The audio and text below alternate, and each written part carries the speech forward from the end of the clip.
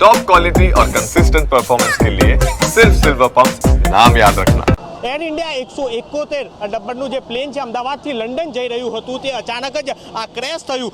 Live દ્રશ્યો છે કે સતત ફાયર વિભાગ દ્વારા અને સાથે જ જે પાણીનો મારો કરી અને આ પ્લેનમાંથી તમામ રેસ્ક્યુ છે તે કરવામાં આવી રહ્યું છે। આ મેઘાણીનગરના આઈજીપી કમ્પાઉન્ડમાં ક્રેશ થયું હતું। પ્લેન 1:38 ટેકઓફ થયું અને 1:40 વાગે બપોરના આ ક્રેશ થયું। આ પ્લેન બિલ્ડિંગમાં અથડાયું હતું। દ્રશ્યો જોઈ શકાય છે કે જે આ પ્લેનમાં 244થી પણ વધુ પેસેન્જરો હતા। હાલ ફાયર વિભાગ, પોલીસ સહિત તંત્ર જે એનડીઆરએફથી લઈ અને તમામ જે ફોર્સ છે, પેરામિલિટરી ફોર્સથી લઈ અને તમામ લોકો અત્યારે હાલ રેસ્ક્યુમાં જોડાયા છે। સતત જોઈ શકાય છે કે જે આ દ્રશ્યો કે જે ફાયર વિભાગ દ્વારા સતત પાણીનો મારો ચલાવી અને આ પ્લેન ને જે આગ લાગી છે તેને કાબૂમાં લઈ રહ્યા છે। દ્રશ્યો એક વખત જે આ બિલ્ડિંગના બતાવીશ કે જે સિવિલ હોસ્પિટલ જે આ ગોડા કેમ્પ છે કે ત્યાં પાછળ મેન્ટલ બારીનું આ જે કેમ્પસ કે જે કહેવાય છે કે જ્યાં આગળ અહીં ડોક્ટરો છે કે ડોક્ટરનું આ બિલ્ડિંગો હોય છે અને અથડાતાની સાથે જે અફરાતફરીનો માહોલ સર્જાયો હતો।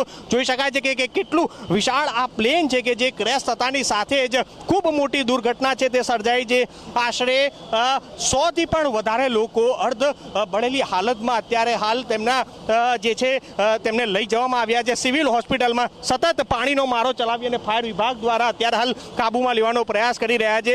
પ્લેન ક્રેશ થવાનું કારણ હજી સ્પષ્ટ નથી થયું, પરંતુ જોઈ શકાય છે કે જે અત્યારે હાલ આ પ્લેન ક્રેશ થતાની સાથે તંત્ર છે કે જે તમામ રેસ્ક્યુમાં જોડાયા છે અને અત્યારે હાલ રાજ્યના પોલીસ વડાથી લઈ અને મુખ્યમંત્રી છે તે પણ થોડીક જ વારમાં અહીં છે તે પહોંચી શકે છે અને તમામ આ તાજ છે કે તે મેળવશે કઈ રીતના આખી સ્થિતિ સર્જાઈ છે। ત્યારે હાલ આ ઘટનાને લઈને સતત રેસ્ક્યુ કામગીરી છે તે ચાલી રહી છે।